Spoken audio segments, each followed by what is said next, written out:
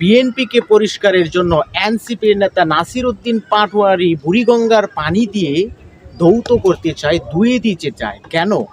বিএনপিকে শুধরানোর জন্য, অর্থাৎ জুলাই অভ্যুত্থানের পরবর্তী সময়ে যেই জুলাই সনদ নিয়ে, নির্বাচন নিয়ে যেই দুদুল্যমনা এবং বিপরীতমুখী অবস্থান করতেছে বিএনপি, এনসিপি, জামাত, আরও বেশ কয়েকটি রাজনৈতিক দল, এখানে এসে এনসিপি তারা কিন্তু হ্যার পক্ষে নার পক্ষে নিয়ে কিন্তু ফেসবুক, সোশ্যাল মিডিয়ায় ব্যাপকভাবে আলোচনা হচ্ছে পক্ষে বিপক্ষে। আর এই অবস্থায় এসে যখন বিএনপি অর্থাৎ জাতীয় নির্বাচনের আগে গণভোট আয়োজনের ক্ষেত্রে যখন তারা না সমর্থন দিয়ে যাচ্ছে, ঠিক সেই মুহূর্তে তাদেরকে বিভিন্ন সময় বিভিন্নভাবে বোঝানোর চেষ্টা করা হয়েছে।